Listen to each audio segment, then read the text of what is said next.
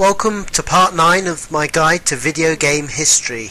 It's June the 23rd in 1983, and Microsoft's Japan division makes its first foray into the game PC world with the MSX computer. The idea was to standardize the industry so that games would play on any number of MSX-based home computers. It didn't happen, but it did gain a following in Japan, with Japanese conversions of many arcade games and British games such as Elite and Jet Set Willy finding their way onto the machine. But perhaps the most famous MSX1 game was Bomberman. Yes, in 1983, the classic game franchise started. Although pretty unrecognizable by today's versions, the game's mechanics were all there. In the West, this Bomberman game was released as Eric and the Floaters. In July the 15th, 1983, Sega decided to enter the game console market with their new console. It was called the Sega Game, or SG-1000, console. The machine had hardly any notable games on it, being mostly poor home ports of Sega arcade games. However, one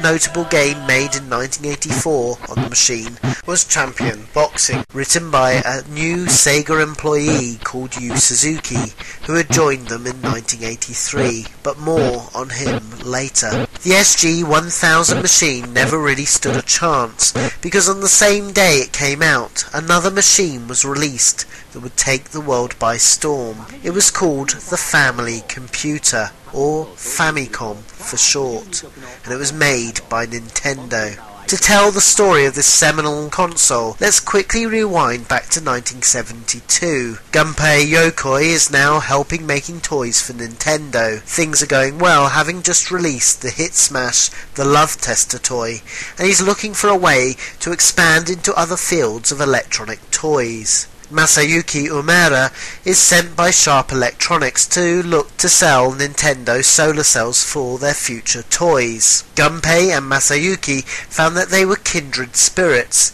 with both having making toys in their spare time, and Gunpei could see that with Masayuki's electronic engineering background, he was perfect for the direction Gunpei wanted to move Nintendo's towards. So Masayuki joined, and would eventually head up Nintendo's second R&D division, called R&D 2. Fast forward into 1982, and Hiroshi Yamauchi asked Masayuki to design Nintendo's first home console, with a brief to design it for only 9,800 yen, about £50 in today's money, and yet be the best home console out there. Armed with such an impossible brief, Masayuki first looked at what Nintendo's arcade division did to understand what is important hardware-wise in making a game. He quickly realised that for most games, having a chip do fast calculations wasn't that important. It was the graphics and sound that was the most vital. Realising this, Masayuki decided to use a real cheap chip,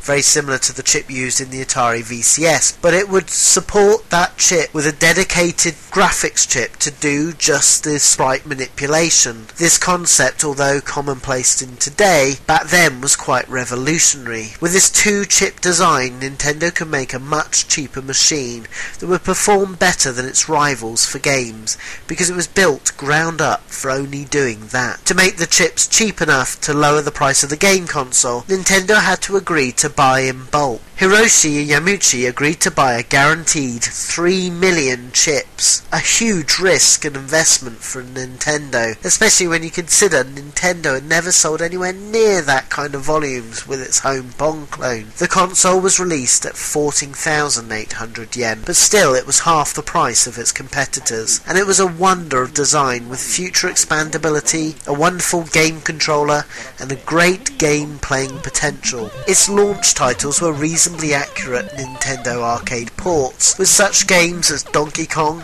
Donkey Kong Jr., Popeye, a lovely game that had you collect the hearts of Olive whilst avoiding the nasty Brutus, and went on to sell really well in Japan, particularly aided by the fact that there was heavy import tax, meaning that Atari and other non-Japan competitors couldn't hope to compete in Japan. By August 1983, 500,000 consoles had already been sold, but only after 6 months reports were coming back to Nintendo that the machines were freezing up. Yamauchi was told this daunting news, that a defect chip was causing the fault and it would cost millions to fix. Yamauchi, however, gave the order to recall all of the machines.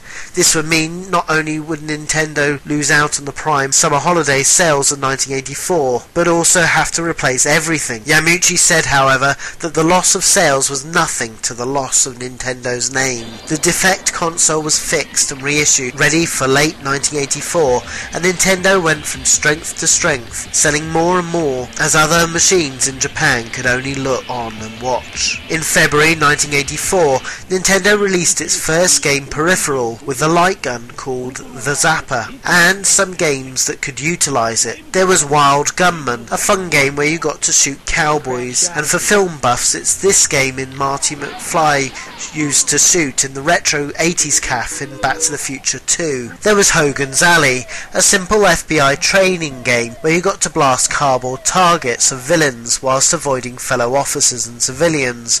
But the best light gun game to be released was Duck Hunt, where you and your trusty mutt would go out duck hunting and try and shoot them all, or encounter the muttly giggle of your faithful hound. One of the best games released in 1984 for the Famicom was Excitebike. This had you ride a motorbike over crazy dirt tracks, and it was an absolute classic game. Nintendo's machine was doing well, and they'd set their sights on America now. Initially they had to look to do a licensing deal with Atari to sell the machine, and by summer of 1983 they were ready to sign up with the deal. Atari, though, had no real plans to do so, as they had their own machine, the Atari 7800, they were planning to release, and so they were only really using this as delay tactics to avoid Nintendo entering as competition. Nintendo decided to go it alone when they realised by late 1984 the full effects of the video game crash had hit America, and it would seem foolhardy to release a new console in such a market.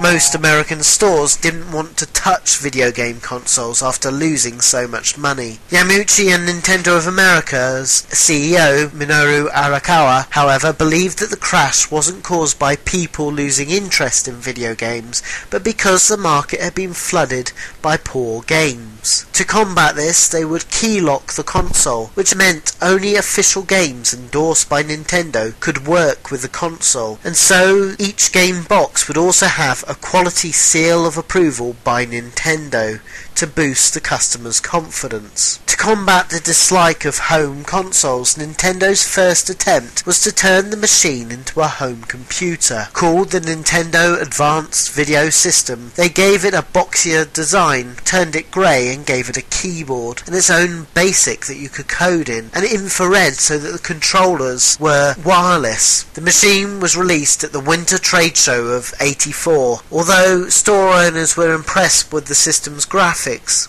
they saw the infrared and keyboards as pointless additions that they were, and that they were used merely as a fact to hide the fact that this was a video game console, and so no one made any orders. Nintendo went back to the drawing board. They retained the grey boxy look of the AVS, and they called it the Nintendo Entertainment System, dropping any connotations of it being a video game system. They placed the game cartridge on the front to be a bit more like a video player. They also added additional peripherals such as the Zapper light gun and the great ROB, Robotic Operating Buddy, to make it all seem much more like a toy than a game console. Released in the Summer Trade Show of 1985, the new machine gained far more interest, especially with the ROB, that was a cute and really innovative toy, with the user being able to give it simple instructions on how it would relate to signals sent by the TV and would follow the instructions. But still, store owners were cautious, and it was only through the hard work of Nintendo and offering store owners a no-risk 90-day credit return on any unsold consoles that enticed them to stock the machine. With two launch packs, there was a deluxe pack for $249, with which had an ROB, a Zapper light gun, 2 gamepads, 2 games for the machine. There was Gyromite, a puzzle platform game which used the Robotic Operating Buddy, and there was Duck Hunt, which used the light gun game. The second pack they released was called the Control Deck, and it was only $200, but it only had 2 control pads and a single game. But then that game was Super Mario Bros. Well, that wraps it up for this part of this episode, but look out for the next part, which will go through the great Nintendo games released. So until next time, see you later.